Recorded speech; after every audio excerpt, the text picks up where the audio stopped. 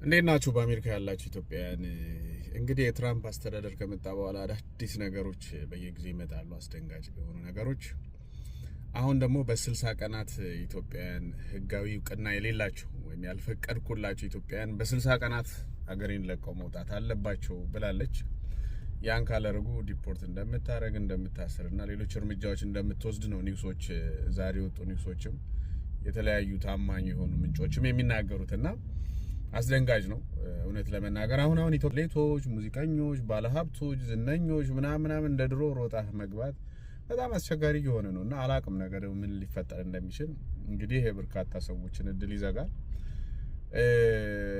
እንትን ይላል። ትንሽ አስቸጋሪ ነው። አሁን ላይ በየጊዜው የሚወጡ ህጎች ከባድ ናቸውና ለበለጠ መረጃ ግን አቅራቢያችሁ ያሉ ጠበቆችን ብታናግሩ ምን ማድረግ እንዳለባችሁ የሚጠቅማችሁን እነሱ እንደውም እነሱ የአሜሪካ መንግስት የሚለው እንደውም ትኬትና $1000 እንደሚሰጥ ለሚወጡ ምናምን ብሏል።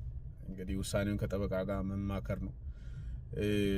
ከዛ በተረፈ ግን እድሉ ኖሯችሁ ፍቃድ ኖሯችሁ እዚህ ሀገር ሲቲዝንም ልትሆኑ ትችላላችሁ፣ ግሪን ካርድ ኖሯችሁ ቤተሰባችሁን ማምጣት እየቻላችሁ በተለያየ ምክንያት የታጠራችሁ ሚስት፣ ልጅ፣ እናት ምናምን ማምጣት እየቻላችሁ እስካሁን ያንን ያላደረጋችሁ ሰዎች አሁን ጥሩ አጋጣሚ ነው። በጊዜ ተጠቀሙ። ነገ የሚቀየረውን ህግ አታውቁትም።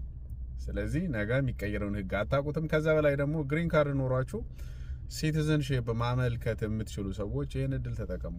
አትፍዘዙ። ነገ የሚመጣው እድል አታውቁትም፣ ወይም ደግሞ ነገ የሚመጣውን ህግ አታውቁትምና አሁን አሜሪካ መግባት በጣም ይሄ በቃ በመርፌ የመሽለካ አይነት አክል ሆኖ ተካብዷል። እኔ እስከዚህ ሀገር ከመጣው ጀምሮ አሜሪካን ቪዛ እንደዚህ ውድ ሆኖ አይቻላቅም። ድሮ ሲወራ ነው ማቀው። ለማንኛውም እንግዲህ እግዚአብሔር ይርዳችሁ። እንደዛ አይነት ሁኔታ ውስጥ ያላችሁ ነገ መልካም ይሆናል። መልካም ቀን።